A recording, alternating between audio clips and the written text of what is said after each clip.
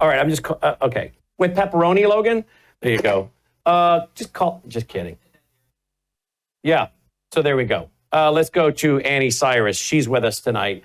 Annie, welcome back to the broadcast. Thanks for being with us. If of course you and Logan are done making fun of me, because I could hear what you guys were saying about me in there. It is so good to be back, Brandon. Yeah, no problem. They're making fun of me. I don't know. Why are you guys always making fun of the old man? I don't understand. We were just stating some facts that were funny. Yeah. Like, how long is this segment going to be? I said, I don't know, 10 minutes. And they said that means 20. Oh, maybe it will.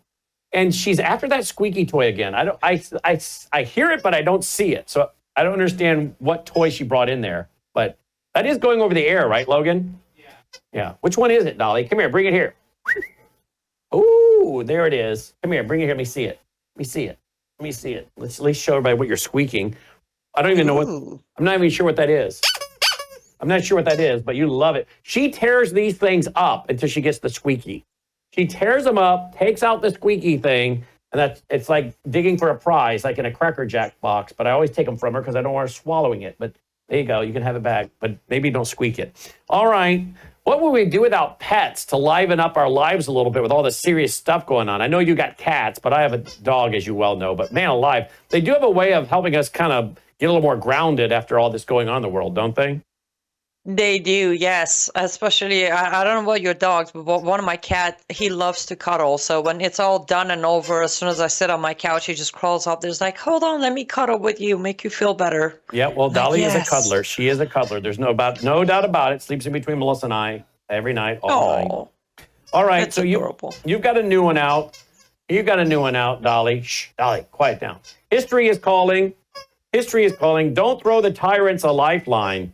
Now, this is the prince, the Shah's son. Now, I have to ask, Annie, some people that I like personally are out there on social media saying, oh, we can't let the Shah's son come in here. His dad was a tyrant. His dad was a dictator. Why are people saying that? Is that true? Is that false? It is false. It was the original textbook that started getting out by CIA back in about 1971, as I believe, when they started, when the father, Shah of Iran, decided to throw a very giant, luxurious party.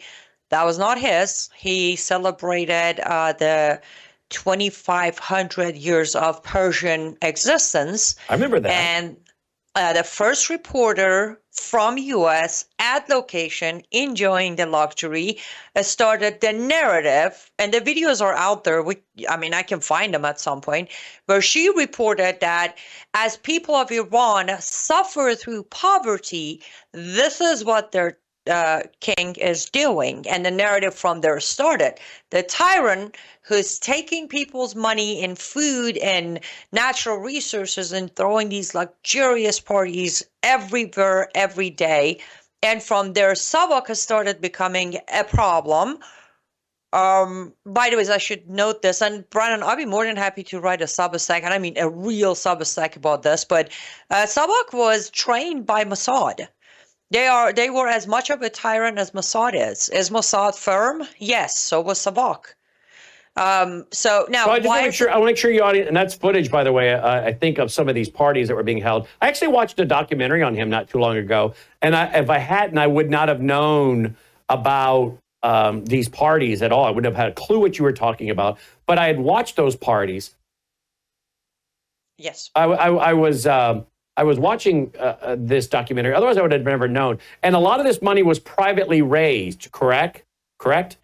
Yes. So here's one thing a lot of people don't know, especially Americans. Shah of Iran was a collector, and he actually would do a lot of moving around antiques, including weapons, like antique weapons. And a lot of time he would actually just take out of his own collection. So it was his own money that he would just, move collection around, make profit on it, and he would turn around and throw it into a party. Okay. And part of the original frozen assets, they were his own money, actually. He sent them because he was a collector. He wanted few weapons to add to his weapon collection, but then somehow it ended up being it was the government money. Mm-hmm. That's the thing. That's that rabbit hole. I will gladly go down that rabbit hole. Again, he was not perfect. Please don't get me wrong. I'm not saying Shah was perfect. However, he was not a tyrant. He modernized Iran beyond comprehension of any time of Iran. He managed to become America's strongest ally, even ahead of Israel in the Middle East for the first time ever during his kingdom. And again, he was very firm. That is correct. He followed the Constitution. If he arrested someone like Khomeini in not early, in 1963 to be exact, because he was putting plan together to create a coup d'etat that later on turned into the 1979 revolution. In 63, when Savak arrested Khomeini, they were about to execute him for treason. Now, US, UK, and France came in and said, no, don't kill him. He's going to become a martyr for Islamists. Let's just exile him. France like, I'll take him. I'll take him so he has time to come and topple you when we need him to. I know I sound sarcastic. That's exactly the story. They changed his mind. Yes, Shah of Iran was planning to hang Khamenei for treason. Or I'm sorry, it's not. It is treason. What is it when they try to do a coup d'etat or topple the regime? It is. It's is a it coup. espionage? It's a coup. It's a coup. Yeah. Mm-hmm. So yes, by law, anyone who tried that would have been executed. Does that make him a tyrant? No, it doesn't. Makes him a leader who wanted to protect his country. Now, some of these people that are saying he can never go back and all these things they're saying about him, many of them are supporters of MEK, right? Yes. What is MEK? What's that stand for? MEK stands for Mujahideen. Is it M? Is it say it's M? M like Mary. Yeah. E like Edward. K like King. So it is MEK. All right. It stands for what? Correct. M stands for Mujahideen, which is in Arabic the jihadists, more than one. E is just actually a sound that adds the word to next, and Khalq is the K, which stands creation. So they are the jihadists of the creation. Mujahideen Khalq. And now, are they here in the U.S.? Do they have a office here in the U.S.? They are, yes, they do. Their headquarters, surprise, surprise, is in France. Before France, it was in Iraq. But when we toppled Saddam Hussein, they had to evacuate and move to France.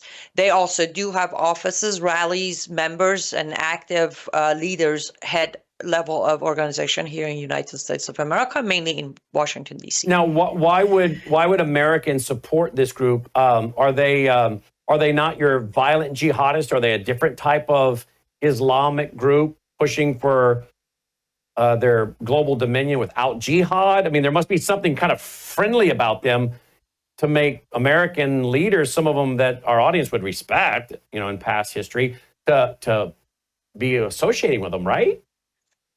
No. No. No.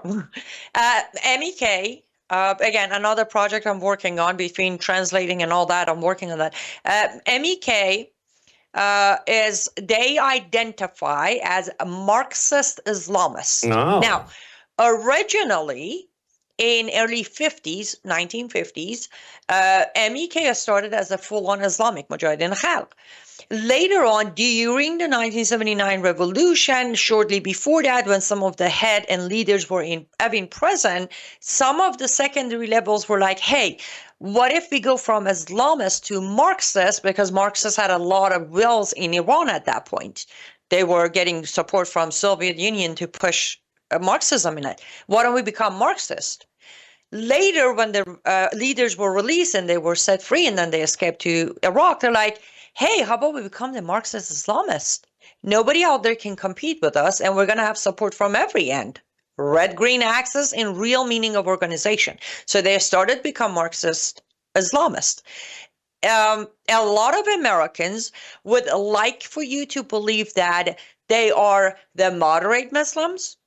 However, well, see, that's what I was getting at. See, now you're making my point. I was like, they must be portraying themselves some way to get certain Americans to go along with it. So you're saying they portray themselves as moderates. By the way, I did just ask AI about it, And they said founded in 1965, MEK initially combined Islamic and Marxist ideologies. It aimed to overthrow the Shah of Iran and establish a democratic government. Look at that. I am not making facts up, Brandon. Can you you're believe not. that? Right. But however, it is wrong. They were originally they started in 1950s, and then later on, they founded it in 1950s, but in 1960s they became known. But that's all right. Anyhow, so here's the thing. They are not moderate because they have committed a very long list of jihad against Iranian people. Now, you'll have certain people, a mutual friend of ours, who will say those were all fake, and Islamic Republic of Iran, the regime blamed MEK for it. However, the truth is there are actual documentaries recorded by two heads of MEK admitting to all of those bombings, admitting to collaboration with Saddam Hussein during 8 years of Iran-Iraq war, admitting that when Saddam Hussein finally signed a peace treaty with Iran, MEK with their own soldiers tried to invade Iran. Their own words. Now, unfortunately, in Farsi. So a lot of our fellow Americans here just take their word for it that, oh, they were framed by the regime. By the way, their biggest winning point with a lot of Republicans, surprisingly, because they have been number one enemy of the Islamic regime in Iran, automatically the enemy of my enemy is my friend comes to play, and whatever they say, a lot of people here are believing it. And then when their name was finally released or removed from the terrorist list in 2008, thanks to Hillary Clinton, one of their biggest supporters, when their name was removed from the terrorist list, they were able to come to US, they were able to do fundraising, they were able to become legit organization. They came to enough money to not only restart their campaigns, but also start funding those who would turn around and endorse them, show up at their rallies, become their speakers. And today, they all have made the call of Prince Pahlavi is gaining momentum. Let's get out there, a smear campaign to start. Use CIA's original textbook. Smear his father. Label him as like his father because MEK is targeting Iran as much as anybody else. Well, you told me that was going to happen last week. You said, Brandon, watch, because they're going to go after him and start a big, huge campaign to discredit him. Yes, and with what he did very bravely this morning, it's just going to get worse. You're going to see a lot of smear campaign against his father, his mother, his brother, his sister, he himself, his wife. It's going to start happening. But because he went to France, he left D.C., went to, what, to Paris? Yes, he is in Paris. And he announced that he has made contact with so many people inside Iran, or Iran, as you like me to say, and he is ready to lead the people, right? If they want it. Yes. If you scroll a tad bit lower, you'll see that he actually announced that he has, first of all, he has 3 stages of economical, how do we put it? Economic survivor plan. A short one, which is 4 to 6 months, I think, or 4 to 8. There you go, right there. The emergency of 4 to 6 month, establishment 18 to 24 month, and normalization of long term. And then right below that, it says, in the coming days, he says, we will publish our roadmap for the first 100 days after the fall of the Islamic Republic. That is a leader ready to go. This isn't about, do you want me to come back? Is anybody interested in me even talking? He called for the press conference himself, well, his office. He showed up and he did it in Paris, not DC, not New York, not LA, in Paris. Now, again, he's obviously not some hardliner because we just showed the pictures, thanks to you, of a wedding the other day where his daughter married a Jewish businessman. Oh, hardliner. Let's address the Islam Shia part that's also floating around. I have never seen either Prince Pahlavi or his family members or our queen, for example, on a Ramadan and do a iftar party. I mean, we do it at White House, but they have never done that themselves. The Shia Muslim part that is being carried with him is the same thing that has been carried with a lot of other Iranians, generation after generation. That's what it was. Now, I can't confirm this yet, Brennan. I will say it as I have heard from reliable sources, but I'm not confirming. His daughter has actually converted to Judaism before the wedding. Oh, wow. Again, not me confirming, but I have heard from very reliable sources that this was not an interfaith marriage. Daughter has converted to Judaism. So again, another narrative of, oh, he's a Muslim Shia. You've never seen him do prayer. You've never seen him start any. You've listened to enough English language of him? Has he ever started with, in the name of Allah, the merciful? Not that I've ever heard. That's the thing. People need to realize some of these labels carry over and over and over. In their whole life, I don't think they even own a Quran. I have seen every Nowruz. I've never seen a Quran on their table. So you've never seen one? Never. So and I have followed this family for. I was going to say, you really know this family well, don't you? Yes. Mm-hmm. Yes. Thanks to my grandmother, who countered all the lies, propaganda by the regime when I grew up about the Shah of Iran.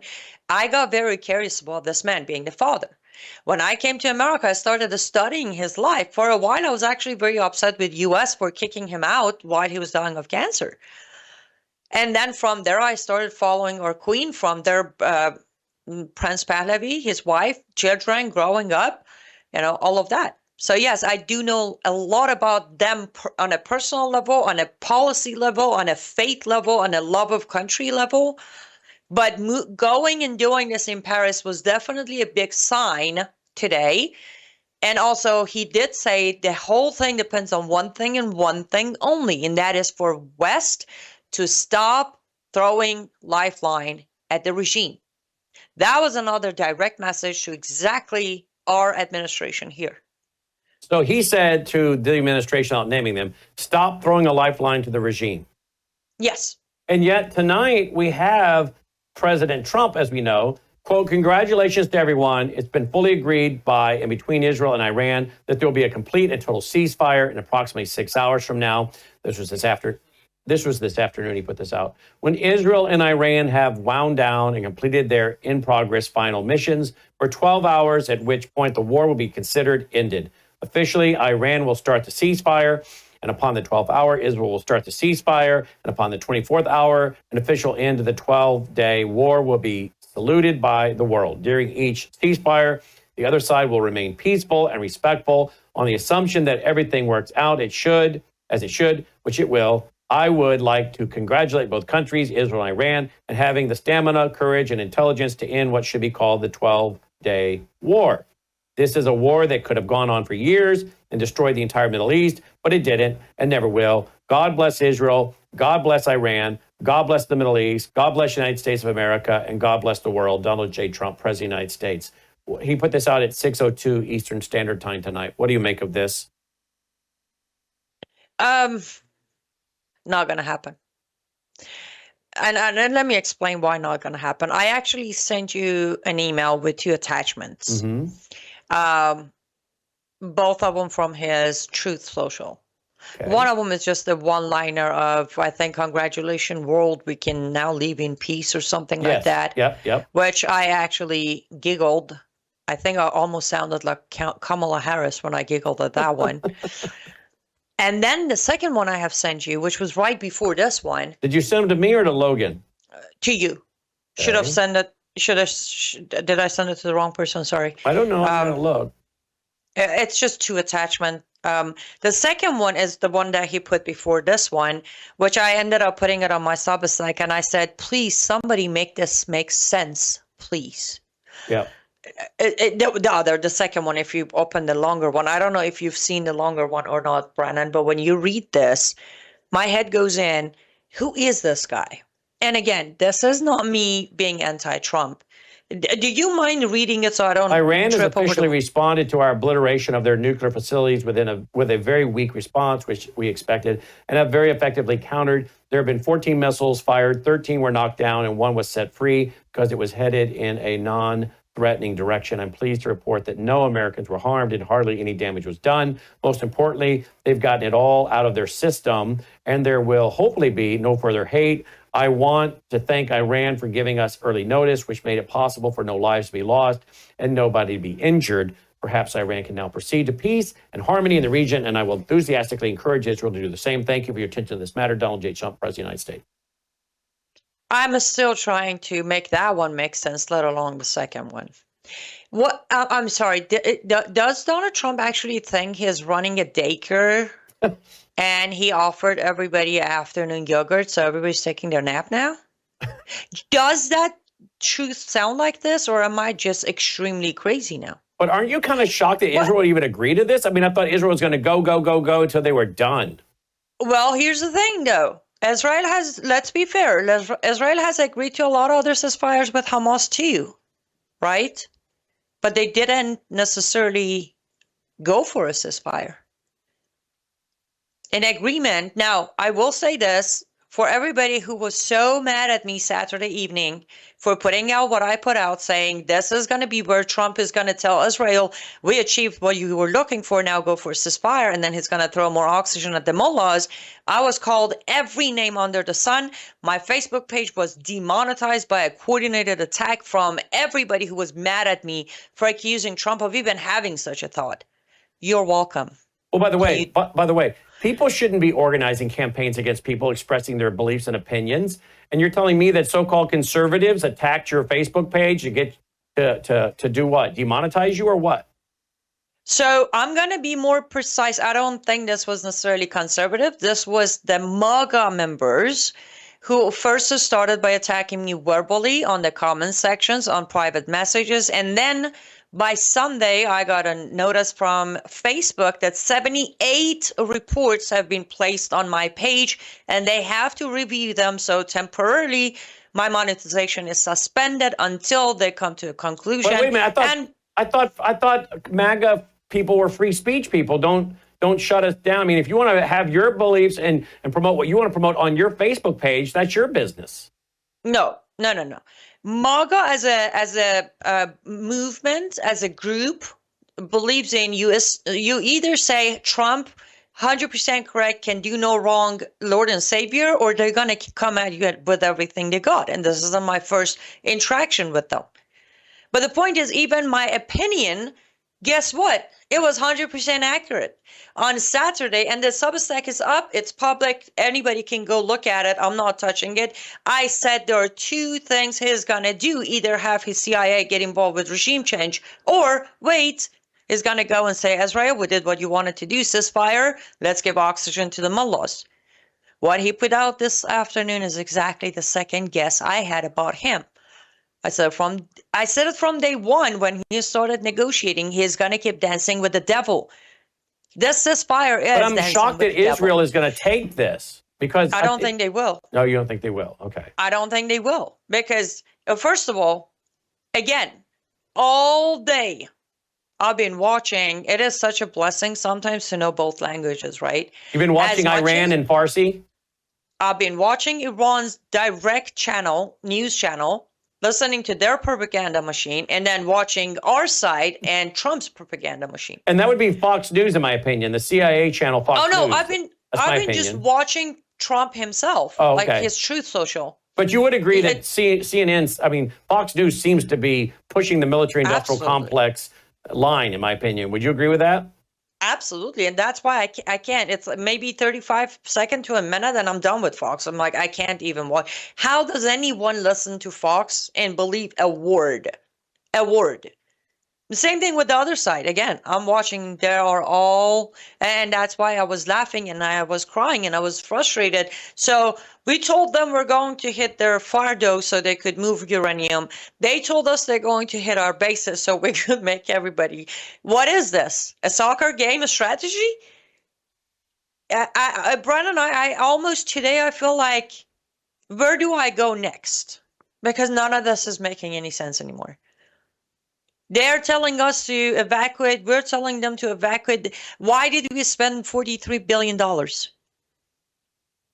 $1 million. So where do you think this ends? As I said, the U.S. unfortunately right now being Trump administration, they're gonna try to sabotage this regime change, which they just did.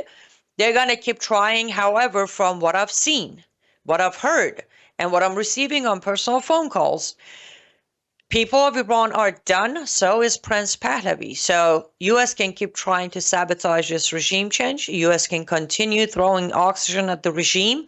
I don't think Israel going to take part on this, giving oxygen, because they are very well aware of that regime and their dangers. But I would say I'm not backing down on this time. It feels different. The regime is over. The mullahs are done. How much U.S. is going to go down in Iranian history as the saboteur or the supporters, that's up to President Trump and his administration. People should read it. History is calling. Don't throw the tyrants a lifeline. That's what the prince said today from Paris, France. Liveuptofreedom.com. Liveuptofreedom.substack.com as well. Liveuptofreedom.substack.com. And if you want to support her work and research, you could go buy some of her beautiful artwork. Let me go over there. LUTFstudio.com. Stands for Live Up to Freedom, obviously. LUTFstudio.com. Handmade artwork and crafts. Look at that. Liberty Dual handcrafted red and white chess set. Well, I figured since everybody's playing chess in 3D all the way to 21D, I figured a real set of patriot-looking chess set might have a place in this world. And you make these all yourself by hand, right? Yes. Every piece is made by hand, by myself. All products and material involved U.S. made as well. Well, there you go. Isn't that cute? That's gorgeous. Thank you. LUTF Studio, LUTFstudio.com. Annie, as always, thank you. And you know what? We bring all sides on here. We had Colonel Rob Manus and Shahram Hadian kind of going a little against each other in the panel on Saturday night. We don't all have to have the same opinions. That's what we love about this network is we bring people on and we have the exchange of ideas, right? Yes, but here's the thing, Brandon. You also set the foundation on truth. If I don't, it's been many years now, but if I send you something to bring up, you ask for my receipt. Mm-hmm. You don't just let us come here and spew whatever we want. That's the beauty of it. Your network is, the foundation of your network is facts, that's right, truth, receipt. Now, if the outcome or how we should have done it is a difference of opinion, you let us all, like civilized people, dispute each other. Yep. But the foundation is important. The facts need to be there. 100% agree. 100%. Liveuptofreedom.substack.com. Annie, thank you. Thank you, Brandon. Stay safe. You too, my friend. Annie Cyrus checking in. Liveuptofreedom.substack.com. We'll be right back after this short break. True beauty isn't applied. It's nourished from within. Bella Grace Elixir, a luxurious, scientifically crafted blend designed to restore radiance, vitality, and strength at a cellular level.